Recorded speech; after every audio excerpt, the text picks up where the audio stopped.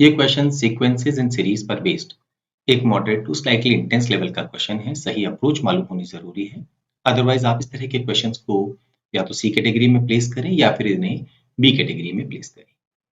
A lab experiment measures the number of organisms at 8 a.m. every day, starting with 2 organisms on the first day. तो first day यहां पर हम लिख सकते हैं डे 1, 2 organisms थे। Okay, the number of organisms on any day is equal to 3 more than twice the number on the previous day. तो previous day जितने ऑर्गेनिज्म थे उसको डबल करके 3 ऐड करना है। तो डे 2 क्या हो जाएगा? 2 का double 4 plus 3 7। What about day 3? 7 का double 14 plus 3 17। Day 4 double 34 plus 3 37। Day 5 37 का डबल 74 प्लस 3 77 एंड सो। ना हमें कोशिश करनी होती है कि हम एक स्टैंडर्ड पैटर्न यहाँ पर ड्रॉ कर पाए। कई बार तो उसको लॉजिक से हमें वो आंसर मिल जाता है और कई बार हमें प्रॉपर इक्वेशन फॉर्म करके से सॉल्व करना पड़ता है। If the number of organisms on the nth day exceeds 1 million, so nth day exceeds 1 million, then the lowest possible value of n is. now यहाँ पर हम थोड़ा सा अगर ध्यान से देखें तो 2 को हम लिख सकते हैं 5 minus 3। ऐसे ही 7 को हम लिख सकते हैं 5 मल्टीप्लाइड बाई 2 माइनस 3। 17 को लिख सकते हैं 5 मल्टीप्लाइड बाई 4 माइनस 3। ये हो गया है 5 multiplied by 8 minus 3, 5 multiplied by 16 minus 3। That is ऐसे हम लिख सकते हैं 5 मल्टीप्लाइड बाई 1 या 2 raise to the power 0 minus 3।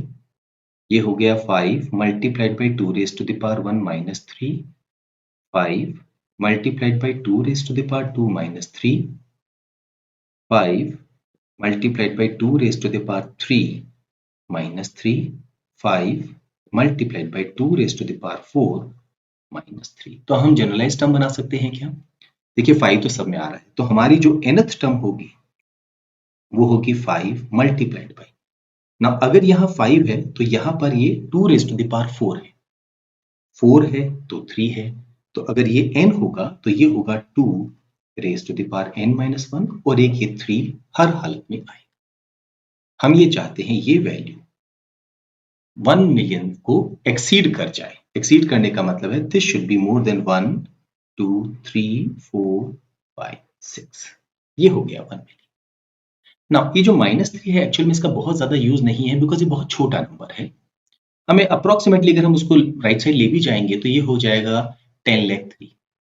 5 से डिवाइड करने पर 2 raise to the power n minus 1 around 2 lakh 0.6 से बड़ा होना चाहिए। तो एग्जैक्ट कैलकुलेशन करने की यहाँ जरूरत नहीं।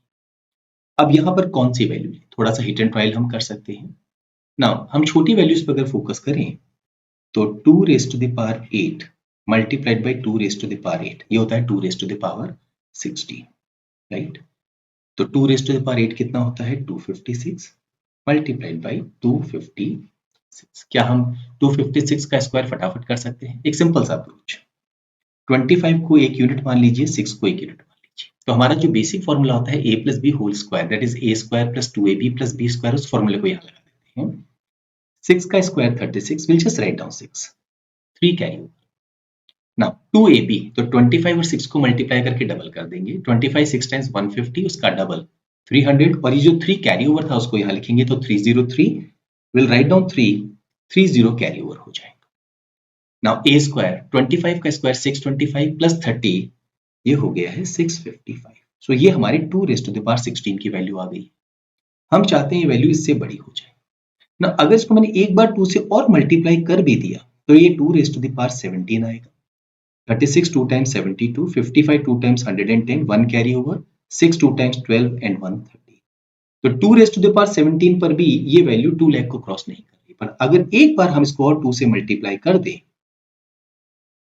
तो अब जो वैल्यू आएगी वो डेफिनेटली इसको एक्सीड कर जाएगी। हमें लोएस्ट पॉसिबल वैल्यू पूछी गई है, that means 2 raise to the power n minus 1 2 raise to the power 18 के इक्वल हो।